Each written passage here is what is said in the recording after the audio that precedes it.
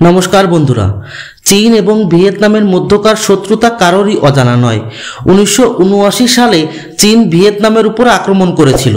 সেই যুদ্ধে ভিয়েতনামের কাছে চীন পরাজিত হয়েছিল এবং চীনের 20,000 সৈনিক মারা পড়েছিল।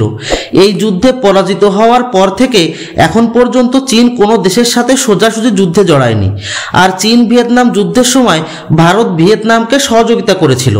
অর্থাৎ চীনের সাথে ভিয়েতনামের শত্রুতা যতটা পুরনো, ভারতের সাথে ভিয়েতনামের বন্ধুত্বও ততটা পুরনো। এই ভিয়েতনামের লোকেদের লড়াকু মানসিকতার জন্য সুপার পাওয়ার আমেরিকাকেও মুখ লুকিয়ে পালানো লেগেছিল ভিয়েতনাম থেকে। আর এখন যদি এই ভিয়েতনামি সৈনিকদের কাছে বিশ্বের নাম্বার 1 সুপারসনিক ক্রুজ মিসাইল চলে আসে, তাহলে দক্ষিণ চীন সাগরে চীন কোন ধরনের বিপদে পড়তে পারে সেটা আন্দাজ করাটা মোটেও কঠিন নয়। হ্যাঁ বন্ধুরা, ঠিকই বলছি। মিডিয়া রিপোর্টের মতে ভারত এবং ভিয়েতনামের মধ্যে $700 মিলিয়ন ঐতিহাসিক ব্রহ্মোস মিসাইল ডিল ফাইনাল হতে চলেছে। আর এরই সাথে ভারতের ব্রহ্মোস মিসাইলের ক্রেতার তালিকায় ফিলিপিন্সের পরে দ্বিতীয় নম্বরে চলে আসলো ভিয়েতনাম। 2022 সালে দক্ষিণ চীন সাগরের দেশ ফিলিপিন্সের সাথে 375 মিলিয়নের ব্রহ্মোস ডিল সেরে ফেলে ভারত। বর্তমান সময়ে ভারতের দেওয়া ব্রহ্মোস মিসাইল ফিলিপিন্স তাদের সেনায় চীনের বিরুদ্ধে মোতায়েন করে রেখেছে। আর এবার ভিয়েতনাম একেবারে চীনের ঘাড়ের উপর ব্রহ্মোস মিসাইল মোতায়েন করবে, যা চীনের জন্য ভয়ানক বিপদ বয়ে আনতে চলেছে।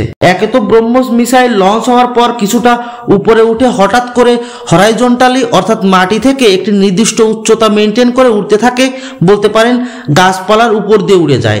তাই শত্রুর রাডার এটাকে ট্র্যাক করতে পারে না। এরপর সামনে যদি শত্রুর রাডার থাকে, তাহলে আগে থেকেই সেই রাডারের রেঞ্জের ভিতরে না ঢুকে পাশ কাটিয়ে টার্গেটের কাছে যেতে থাকে। একবার যখন টার্গেট কাছে চলে আসে, তখন হঠাৎ করেই স্পিড বাড়িয়ে শব্দের গতির 3 থেকে 4 গুণ গতিতে টার্গেটের দিকে ধেয়ে চলে। এখানেই শেষ নয়, এই হাই স্পিডেও ব্রহ্মোস সোজা পথে টার্গেটের দিকে যায় না, এদিক ওদিক উপরে আবার নিচে তালগোল পাকাতে পাকাতে টার্গেটকে ধ্বংস করে দেয়। তাই তো লাস্ট মোমেন্টে যদি রাডারে ধরাও পড়ে, তবে কোনো ইন্টারসেপ্টর মিসাইলের সাধ্য নেই যে হাই স্পিডের এই ড্যান্সিং ব্রহ্মোসকে টার্গেট করতে পারে। তাই তো বিশ্বের নাম্বার 1 সুপারসনিক ক্রুজ মিসাইল হলো ব্রহ্মোস। শুধু চীন নয়, বিশ্বের কোনো দেশের কাছে ব্রহ্মোসকে কাউন্টার করার কোনো উপায় মজুদ নেই। এবার চীন এবং ভিয়েতনামের ম্যাপটা দেখুন। চীনের মোট জনসংখ্যার প্রায় 90 থেকে 95% দক্ষিণ চীন সাগরের এই অংশেই অবস্থিত। আর এই অংশের সাথেই ভিয়েতনামের সীমান্ত লাগানো চীনের সাথে। অর্থাৎ ভিয়েতনাম ব্রহ্মোস মিসাইলের মাধ্যমে চীনের জনবসতির বড় একটা অংশকে টার্গেট করতে সক্ষম হয়ে যাবে। যাই হোক, চীন দক্ষিণ চীন সাগরের আশেপাশের ছোট ছোট দেশগুলোকে দাবিয়ে রাখার চেষ্টা করে এবং পুরো দক্ষিণ চীন সাগরকে নিজেদের কবজায় রাখার পায়তারা করে। এইসব ছোট ছোট সামরিক শক্তির দেশগুলো শুধু পর্যাপ্ত সৈন্য উপকরণ না থাকায় চীনের দাদাগিরিকে মুখ বুজে সহ্য করে।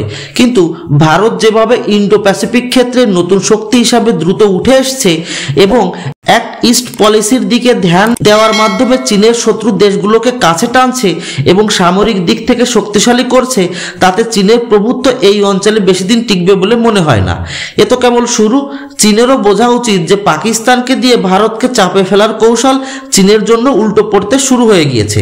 আর চীন যদি মনে করে ভারত মহাসাগরে ভারতকে ঘিরে ধরবে চীন, তাহলে চীনকে একটাই পরামর্শ দিব, তা হলো দক্ষিণ চীন সাগরে আগে বাঁচার চেষ্টা করুক লাল চীন। খেলা তো কেবল শুরু হচ্ছে। ধন্যবাদ।